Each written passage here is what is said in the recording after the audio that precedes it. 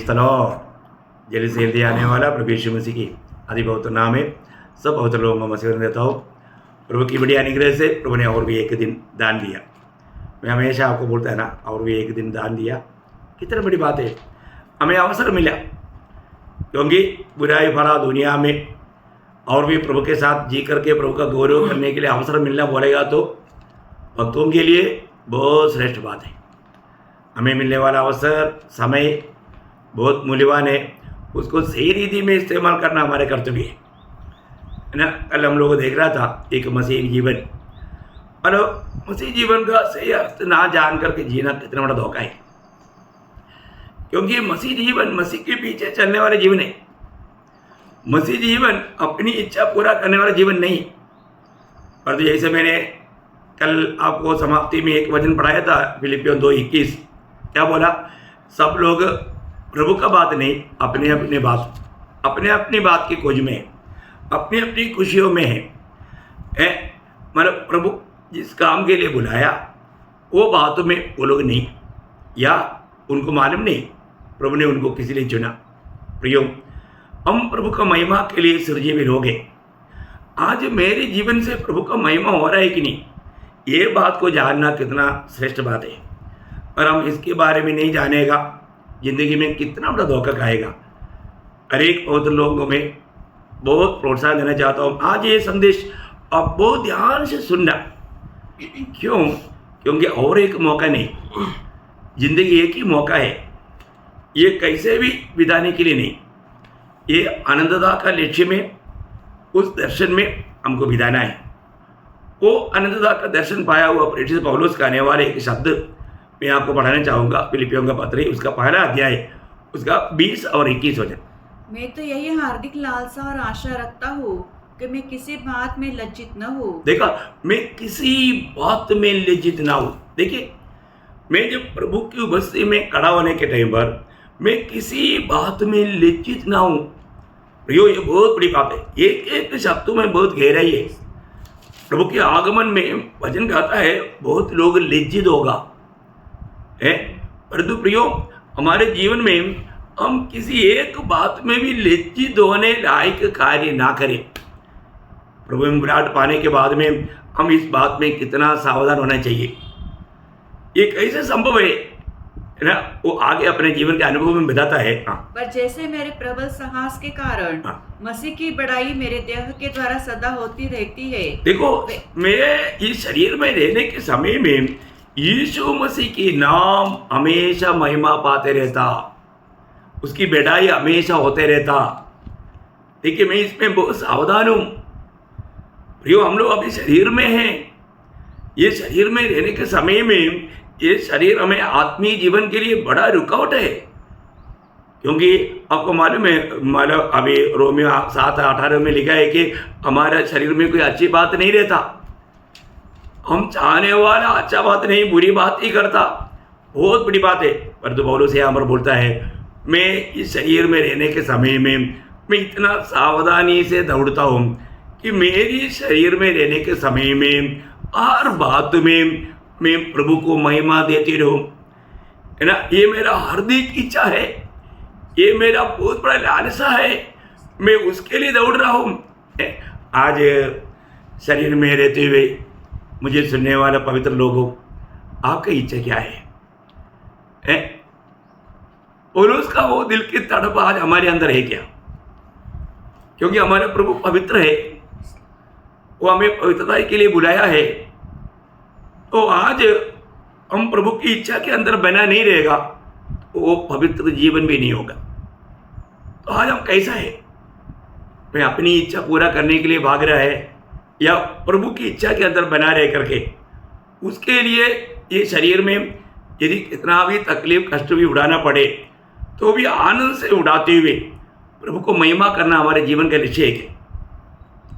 अभी पौलुस का शब्द कितना, आप थोड़ा ध्यान से बाकी भाग भी सुनिए।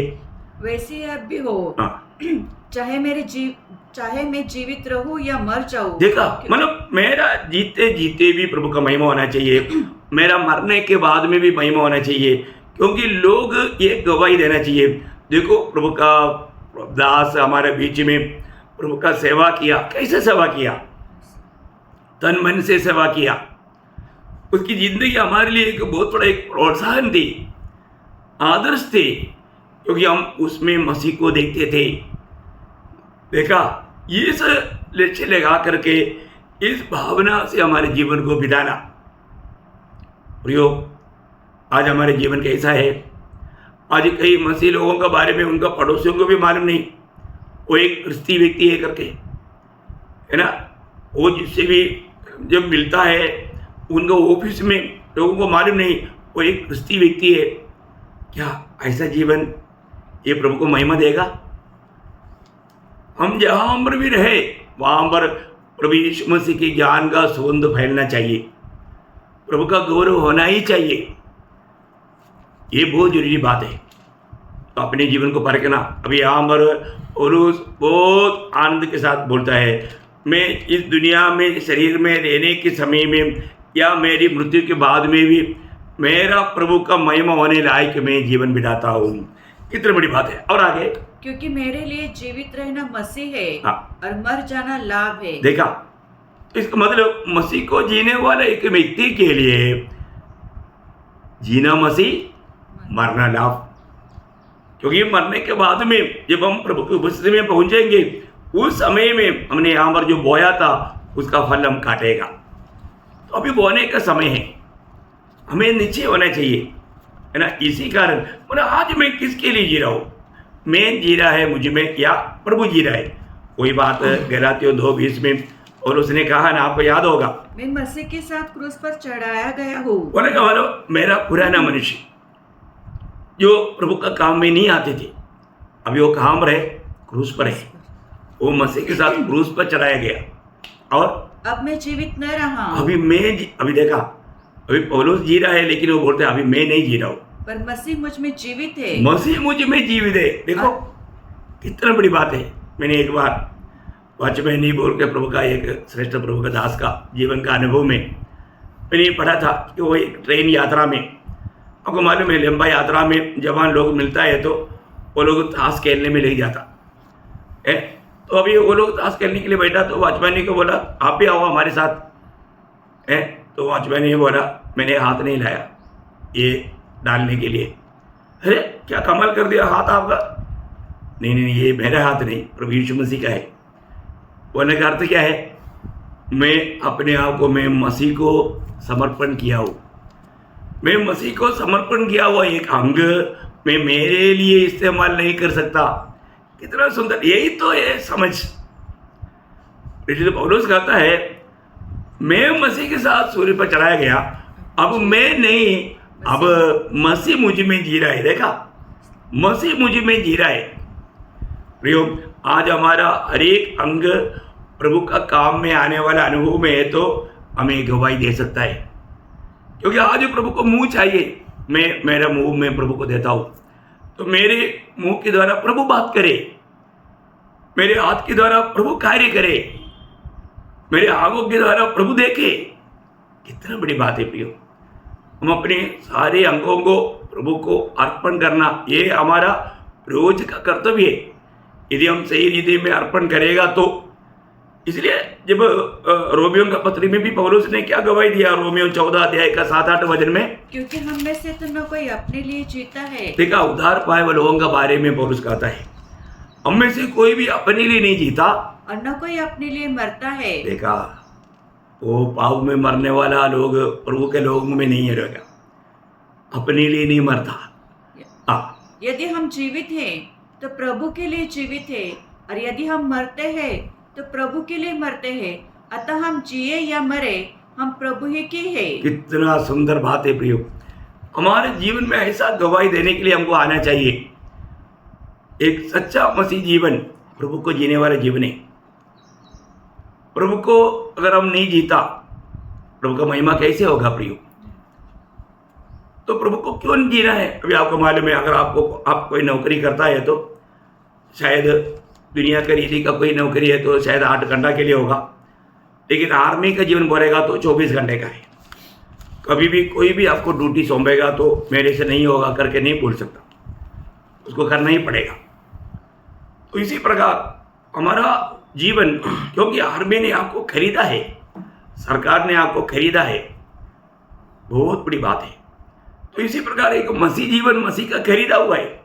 आपको याद होगा पहला कोरिन्थी में 6 अध्याय का 19-20 वचन में इसी कारण प्रेरित पौलुस गवाही देता है, क्या तुम नहीं जानते कि तुम्हारी देह पवित्र आत्मा का मंदिर है जो तुम्हें बसा हुआ है और तुम्हें परमेश्वर की ओर से मिला है और तुम अपने नहीं हो, क्योंकि दाम देकर मोल ले गए हो। देखा, तुम अपने नहीं हो, दाम दे करके मोल लिया। एक उधार पाया व्यक्ति को ये समझना चाहिए, लेकिन मुझे बहुत संदेह है कि कितने लोग ये बात को समझता है। मैं प्रभु का खरीदा हुआ हूँ, मतलब प्रभु अपने लिए खरीदा। और आपने एक घर खरीदा, किस लिए खरीदा? पड़ोसी का भैंस बांधने के लिए है? आप देंगे? अरे आपने खरीदा, आपके लिए खरीदा। और कोई गाय भैंस बांधने के लिए नहीं, आपको रहने के लिए खरीदा। तो आज वो पवित्र आत्मा का मंदिर है हमारे शरीर। प्रभु हमारे में रहता, प्रभु हमारे में रह करके प्रभु अपना महिमा हमारे जीवन से करने के लिए प्रभु ने हमको खरीदा। इसलिए बोलता है, इसलिए अपनी देह के द्वारा परमेश्वर की महिमा करो। महिमा करो, हमारे देह के द्वारा प्रभु का महिमा करो। देखा, आज मेरी देह के द्वारा प्रभु का महिमा हो रहा है क्या? ये बात को हमें पार कर देखना है। हर एक पवित्र लोग, आज मेरी देह के द्वारा मेरा प्रभु का महिमा हो रहा है क्या? ये मतलब कोई दबाव से करने वाला बात नहीं, क्योंकि हम प्रभु का अनोखा उस आगापे प्यार अनुभव के अवल हो गए, भयावल हो गए। हमने वो बात पिछले दिन में भी देखा। पवित्र आत्मा के द्वारा प्रभु ने अपना प्रेम हमारे दिल में डाल दिया, रोमियो 5:5। लेकिन वही बात को लेकर के पौलुस दूसरा कोरिन्थी 5 अध्याय का 14-15 वचन में वो अपने जीवन के अनुभव में बताता है, क्योंकि मसीह का प्रेम हमें विवेश कर देता है, इसलिए कि हम यह समझते हैं कि जब एक सबके लिए मरा तो सब मर गए, और वह इस निमित्त सबके लिए मरा कि जो जीवित है वे आगे को अपने लिए न जिए, परंतु उनके लिए जो उनके लिए मरा और फिर जी उठा। देखा प्रियो, मसीह की प्रेम हमें विवेश करता। कितने पवित्र लोग ये अनुभव करता। प्रभु का प्रेम हमको विवेश करता है क्या? प्रभु के लिए जीने के लिए, प्रभु का कार्य करने के लिए। ये उदार पाए हुए लोगों में ऐसा एक विवेश करने वाला बात चाहिए चाहिए। आज वो प्यास प्रभु का वचन पढ़ने के लिए, प्रभु का गवाही देने के लिए, आत्मा जीतने के लिए, हम प्रेम में विवेश होकर के वो काम करना बहुत जरूरी बात है प्रियो। इसलिए प्रभु का वचन कहता है मसीह की प्रेम हमको विवेश करता। किस लिए करता? क्योंकि एक सबके लिए मर गया। ये कौन जाना? जो लोग उधार पाया, जो भी उधार पाए हुए लोगों को ये ज्ञान है, यीशु मसीह मेरे लिए मरा। इतना ही नहीं, मसीह के साथ मैं भी मर गया। ये भी प्रकाश प्रभु उनको देता है। तो इसलिए जो जीवित है वो अपने लिए ना जीना, जो हमारे लिए मरा उसके लिए जीना। इसका मतलब ये सारा वचन क्या बोलता? एक मसीह व्यक्ति के जीवन मसीह के लिए है। यदि वो मसीह के लिए नहीं जी रहा है तो इसका मतलब उन्होंने ये बुलाहट का मौत नहीं जाना, वो प्रभु का लक्ष्य से बहुत दूर है। ऐसे नहीं हो सकता प्रियो। जो भी बुलाहट पाया है, जो भी उद्धार पाया है, उनमें प्रभु की आत्मा है और वो आत्मा उनको हर एक सच्चाई में चलाएगा। हमको ये बात को परखना है कि आज मेरे जीवन में, क्योंकि उद्धार का अनुभव कोई हल्का बात नहीं है ना प्रियो। हम पाप का गुलाम होकर के इतना अशांति में, निराशा में है, मतलब इतना दुखी होकर के चलने वाला जीवन था। परंतु जब हमने उद्धार पाया, वो अशांति दूर हो गया, वो निराशा दूर हो गया। आज कितना आनंद है प्रियो, आज कितना आनंददायक जीवन है। ये जीवन प्रभु ने हमको प्रदान किया। उद्धार एक छोटी बात नहीं, इतना बड़ा उद्धार। जितना प्रभु बड़ा है उतना उद्धार भी बड़ा है। मैं आपको बताना चाहता हूँ, एक सच्चा प्रभु से अनुग्रह पाए हुए लोग कितने आभारी होने चाहिए, कितनी आभारी होने चाहिए है। जो आपको मालूम है 103 भजन संहिता का दूसरा वचन में लिखा है कि उसने किया हुआ उपकारों को नहीं भूलना, एक भी उपकार को नहीं भूलना है, किसी उपकार को नहीं भूलना। देखा, हम उन उपकारों के लिए प्रभु को क्या करना चाहिए? धन्यवाद देना, है ना। जब पहला थिस्सलुनीकियों 5 अध्याय का 18 वचन में लिखा है, हर बात में धन्यवाद देना, यही प्रभु यीशु मसीह में पिता का इच्छा है। देखो है, हम हर बात में आपको धन्यवाद देना है। आपको मालूम है, एक बार यीशु मसीह जब जा रहा था, 10 कोड़ी लोगों ने दूर से प्रभु को बोला, चिल्लाया, प्रभु ने उनको चंगाई दिया। तो वो क्या हुआ, उसमें से 1 कोड़ी है यीशु मसीह के पास, यीशु मसीह को महिमा देते हुए वहाँ पर ये संभव आपको मालूम, लूका का सुसमाचार उसका 17 अध्याय का 11 से 19 तक का वचनों में है, लेकिन एक व्यक्ति उसमें से उसकी 17 वचन से पढ़ना। इस पर यीशु ने कहा, हाँ ना, 15 वचन से, तब उनमें से एक यह देखकर कि मैं चंगा हो गया हूँ, हाँ। ऊंचे शब्द से परमेश्वर की बड़ाई करता हुआ लौटा। ऊंचे शब्द से परमेश्वर की बड़ाई करते या महिमा करते हुए लौटा, और यीशु के पांव पर मुंह के बल गिरकर हाँ। उसका धन्यवाद करने लगा, हाँ। और वह सामरी था। हाँ। इस पर यीशु ने कहा, हाँ। क्या 10 शुद्ध न हुए? हाँ। तो फिर वे 9 कहाँ है? हाँ। क्या इस परदेशी को छोड़ कोई और न निकला जो परमेश्वर की बड़ाई करता? देखा, एक ही व्यक्ति प्रभु को महिमा देने के लिए आया, प्रभु को धन्यवाद देने के लिए आया है, तो इसलिए उसको क्या मिला? सिर्फ चंगाई नहीं, और आगे तब उसने उससे कहा, हाँ। उठकर चला जा, तेरे विश्वास ने तुझे चंगा किया है। देखा, उनको एक प्रकार बोलेगा तो उनको पाप क्षमा भी मिला। प्रियो, ये बहुत बड़ी बात है, प्रभु का महिमा करना है। हमें प्रभु से हमने जो भी अगर उपकार पाया है, हम प्रभु को धन्यवाद देना चाहिए, क्योंकि आपको मालूम है 50 वचन संहिता का 23 वचन में क्या लिखा? जो धन्यवाद की भेंट चढ़ाता है वो परमेश्वर की महिमा करता। इसका मतलब हम लोग कितना अधिक प्रभु को महिमा देने वाला होना चाहिए, हम कितना अधिक प्रभु को धन्यवाद देना चाहिए। एफेसियों 5 अध्याय उसका 20 वचन में पौलुस कहता है, और सदा सब बातों के लिए हमारे प्रभु यीशु मसीह के नाम से परमेश्वर पिता का धन्यवाद करते रहो। देखा, ये करते रहना सदा सब बातों के लिए। देखा है, तो मेरे जीवन में मैं सदा सब बातों के लिए प्रभु को धन्यवाद देते हैं क्या? मैं उद्धार पाने के बाद में मैं रोज प्रभु से कितना उपकार पाता है। आज कई लोगों को संगीत में जाने की इच्छा तक नहीं, क्यों? क्योंकि वो लोग एक मन नहीं हो रहे हैं। उनको इकट्ठा होने के समय में कई लोगों के बारे में कंप्लेंट है, कई बातों में उन लोग एक दूसरे के दोष लगाता।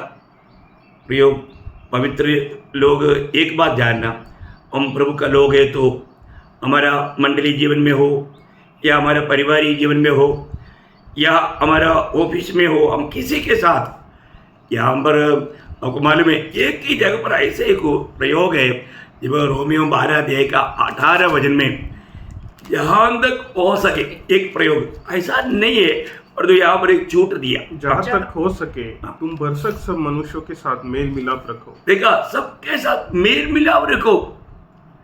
हमें मेल मिलाप रखना है और हम मेल मिलाप कराने वाला होना चाहिए, क्योंकि पहाड़ी उपदेश में मत्ती 5 का 9 वचन में हम जब पढ़ता है ना, ये जो मेल मिलाप का काम कराने वालों के बारे में बोलता है, धन्य है वे हाँ। जो मेल कराने वाले हैं, हाँ। क्योंकि वे परमेश्वर के पुत्र कहलाएंगे। कितना बड़ी बात है भाई।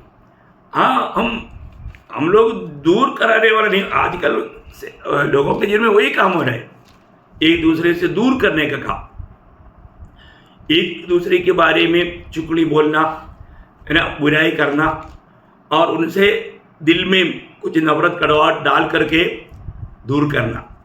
कितना दुख की बात है।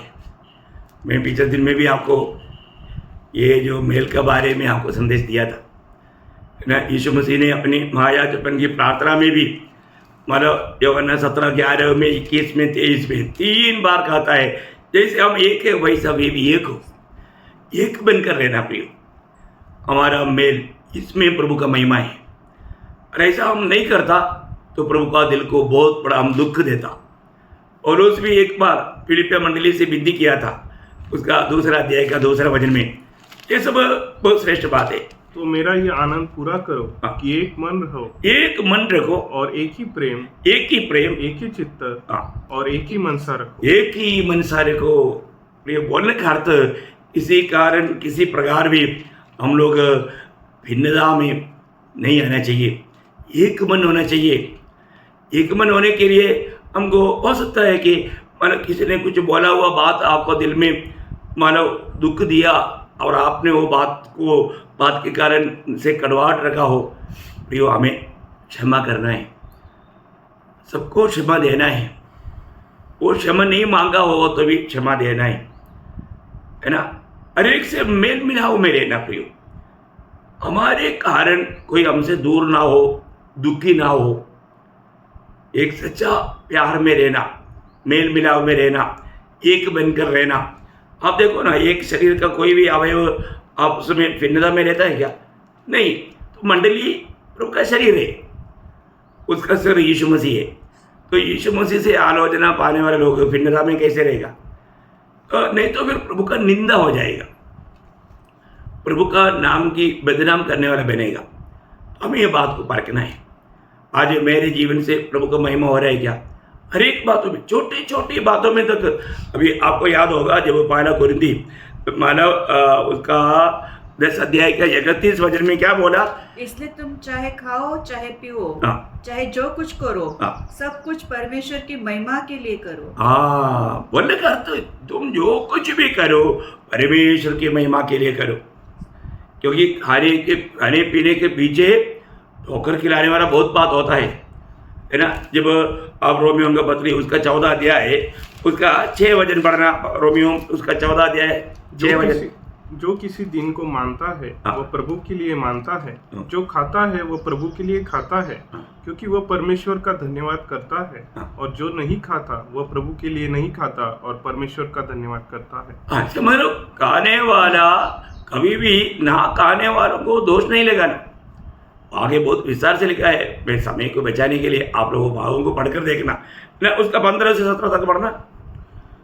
यदि तेरा भाई तेरे भोजन के कारण उदास होता है हाँ। तो फिर तू प्रेम की रीति से नहीं चलता, हाँ। जिसके लिए मसीह मरा हाँ। उसको तू अपने भोजन के द्वारा नष्ट न कर। हाँ। अतः तुम्हारे लिए जो भला है उसकी निंदा न होने पाए, क्योंकि परमेश्वर का राज्य खाना पीना नहीं परंतु धन और मेल मिलाप और वो आनंद है जो पवित्र आत्मा से होता है। कितना बड़ी बात है प्रियो, हम प्रभु के राज्य में हैं। इसलिए दुनिया का रीति का कोई खाने पीने के पीछे प्रभु की निंदा ना होने के लिए हमको सावधान रहना है। ये बात पहला कुरिन्थी 8 अध्याय का 7 से 13 वचन में भी बहुत विस्तार से प्रभु का दास बोलता है। आप लोग समय के अनुसार पढ़कर देखना। मैं आपको बताना चाहता हूँ, हमारे जीवन में हर एक बातों में, इवन पत्रोस, जब पहला पत्रोस 4 अध्याय उसका 11 वचन में सेवकाई के समय में हमारा ध्यान देने वाला बात पर वो ये बात का गवाही देता है। 4 का 11, यदि कोई बोले तो ऐसा बोले मानो परमेश्वर का वचन है।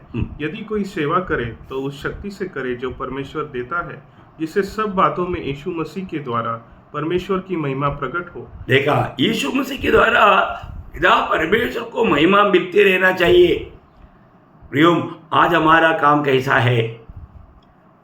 प्रभु को महिमा मिलने वाला कार्य है कि नहीं, है ना?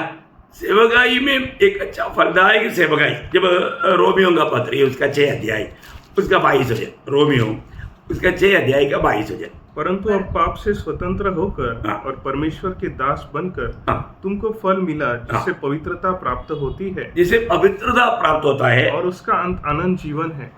उसका आनंद जीवन है। प्रियो, बहुत बड़ी बात है ना। हमारे जीवन में हर एक सेवकाई के अंत में उस अनंत जीवन प्राप्त करना, उस जीवन में उन्नति पाना, तो प्रभु का महिमा ही हमारा जीवन का लक्ष्य होना चाहिए। एक सच्चा मसीह जीवन बिताने के समय में हमारे जीवन में कई प्रकार का कष्ट आएगा। कष्ट एक्चुअली हमारे लिए फर्क है या हमें शुद्ध और सिद्ध करने के लिए। इसी कारण होगा पहला पत्रोस 4 अध्याय उसका 16 वचन में, पहला पत्रोस उसका 4 अध्याय उसका 16 वचन।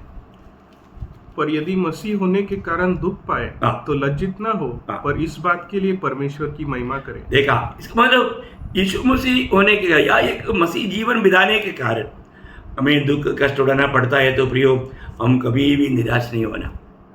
मैं आपको बताना चाहता हूँ, प्रभु जाने बिना हमारे जीवन में कुछ भी नहीं होता, और प्रभु का अनुमति है तो उसके पीछे प्रभु का लक्ष्य है।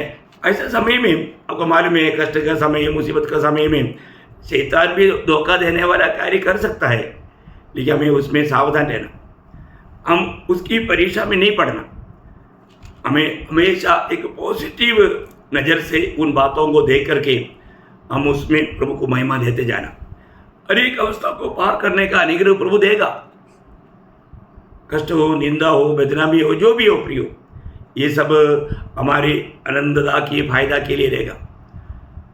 एक अच्छा फलदायक जीवन बिताने के लिए आपको मालूम है, प्रभु यीशु मसीह ने जब दाखलता का दृष्टांत दिया यूहन्ना 15 अध्याय में, वहाँ हमारा बोलने का मतलब प्रभु बोलता है तुम मुझ में बना रहना।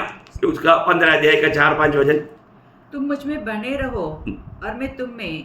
जैसे डाली यदि दाखलता में बनी न रहे तो अपने आप से नहीं फल सकती, वैसे तुम भी यदि तुम मुझ में बने न रहो तो नहीं फल सकते। मैं दाखलता हूँ, तुम डालियाँ हो। जो मुझ में बना रहता है और मैं उनमें, वो बहुत फल फलता है, क्योंकि तुम मुझसे अलग होकर कुछ भी नहीं कर सकते हैं। देखो, मैं हर एक पवित्र लोगों को एक नम्र विनती करता हूँ, अपने जीवन एक फलदायक जीवन है क्या, क्योंकि ये फल कब होगा, हम मसीह में बने रहे, है ना। प्रभु बोलते हैं तुम मुझ में और मैं तुझ में। इसका मतलब जो भी व्यक्ति सचमुच में उद्धार पाया, वो व्यक्ति प्रभु में है और प्रभु उसमें है। तो उद्धार पाने के बाद उस उद्धार के अनुभव में बढ़ते जाना, रोज रोज उद्धार पाते जाना, ऐसे अनुभव में प्रभु बोलता है बहुत फल लाएगा, है ना। अगर बहुत फल नहीं लाएगा तभी प्रभु थोड़ा कष्ट का अवस्था देता है। वो बात उसका दूसरा वचन की भी पाठ में लिखा, जो फलता है उसे वह चाटता है। देखा, जो फलता है उसको वो चाटता है ताकि वो और फले और फले और फले। थोड़ा थोड़ा फल नहीं प्रभु चाहता, इसलिए है ना, बीज बोने वाला दृष्टांत में पूरे बोला ना, 30 गुना 60 गुना 100 गुना। तो ये 30 गुना लाने वाला लोगों को प्रभु चाटता, तब वो क्या करता, 60 गुना लाता, 60 गुना लाने वालों को फिर चाटता, तब क्या होता, वो 100 गुना लाता। देखा, तो बोलने का अर्थ हमारे जीवन में हमें उस फलदायक अनुभव में बढ़ाता। इसके लिए प्रभु हमें कष्ट का अनुमति देता। कष्ट कभी भी हमें निष्फल होने के लिए नहीं, हम और भी फलदायक जीवन में बढ़ने के लिए। ये बात को हमें अच्छी तरह समझना है। कोई भी कष्ट, ये कष्ट को प्रभु हमें अधिक फल लाने के लिए काम में लाएगा, क्योंकि प्रभु का लक्ष्य हम फल लाना है। प्रभु हमारे भी फल ढूंढता है। तो फलदायक जीवन बिताने के लिए ये चाहिए, कष्ट चाहिए। बिना कष्ट का फल होता ही नहीं, बिना कष्ट का लोग शुद्ध भी नहीं बनता। पवित्रीकरण में भी बढ़ने के लिए ये कष्ट चाहिए। इसलिए प्रभु का महिमा हमारे जीवन के लक्ष्य कब होगा, हम बहुत फल लाए है। जब वही यूहन्ना 15 का 8 वचन, मेरे पिता की महिमा इसी से होती है कि तुम बहुत सा फल लाओ, तभी तुम मेरे चेले ठहरोगे। देखा, तभी तुम मेरे चेले ठहरोगे। प्रियो, हमारे जीवन में आज में एक फलदायक जीवन बिताता है क्या, सिर्फ फल नहीं, बहुत फल, है ना। उस बहुत फल लाने वाला अनुभव था प्रेरित पौलुस का। उसके लिए उसको क्या करना पड़ता था मालूम है, रोज इस प्रकार चाटने वाला अनुभव चाहिए था। इसलिए उन्होंने पहला कुरिन्थी 15 अध्याय का 31 वचन में पौलुस कहता है, मैं प्रतिदिन मरता है। देखा, मैं प्रतिदिन मरता, बोलने का मतलब वो चाटने वाला अनुभव, वो वेदना का अनुभव, जो प्रभु की महिमा ना देने वाला, बातों को दूर करने वाला अनुभव, उसको खत्म करने वाला अनुभव, ये बहुत अनोखा बात है प्रिय हमारे जीवन में। यीशु मसीह ने यूहन्ना 12:24 में बोला ना, यदि गेहूं की दाना मिट्टी में गिरकर मर नहीं जाता वैसे रहेगा, अगर मर जाता तो बहुत फल लाता। मरने के ऊपर है बहुत फल। तो आज मेरे जीवन में वो बहुतायत का फल देने वाला अनुभव में मेरा जीवन है कि नहीं, ये बात को हमें परखकर जानना है। क्योंकि प्रभु हमें बहुत फल लाने के लिए लगाया है, या प्रभु ने हमें अपने साथ जोड़ा है। तो ये जीवन की अनुभव में हमें अपने आप को पार कर देखना है, मैं आज प्रभु के लिए वो बहुतायत का फल लाने वाला अनुभव में है क्या, तब प्रभु का महिमा होगा। आज मेरे जीवन से प्रभु का महिमा हो रहा है कि नहीं, प्रभु आज मुझ में अत्यंत आनंदित है कि नहीं। एक बात सच्ची बात है, अगर एक व्यक्ति में प्रभु आनंदित नहीं है, वो व्यक्ति भी आनंदित नहीं हो सकता। आप अपने आप को परखो, आज आप आनंदित है, आज आप बिल्कुल सच्चा शांति में है, सच्चा जीवित आशा में है। आज प्रभु आएंगे तो प्रभु के साथ में जरूर मिलेगा, ये बात का निर्णय है। ये बात को पार करना प्रियो। आज बहुत से लोगों के जीवन में एक हरा हुआ जीवन, एक दुखी जीवन, एक निराश का जीवन, वो एक मसीह व्यक्ति है करके पढ़ नहीं पाता, क्योंकि मसीह उसमें नहीं जी रहा है। कितना दुखदायी बात है प्रियो। आज मुझ में मसीह जी रहा है कि नहीं, मैं जी रहा है या मसीह जी रहा है। और मैं जीता है तो प्रियो वहाँ पर प्रभु का महिमा नहीं होगा, और मसीह मुझ में जी रहा है ये है तो निश्चय प्रभु का महिमा होगा, क्योंकि मसीह जीते बिना हमारे जीवन में प्रभु का महिमा नहीं होगा। इसलिए इस अंत समय में प्रभु को जीते हुए प्रभु के आगमन की बात जोड़ने के लिए ये वचनों के द्वारा प्रभु हर एक लोगों को सहायता करे, प्रभु को महिमा मिले। आमीन।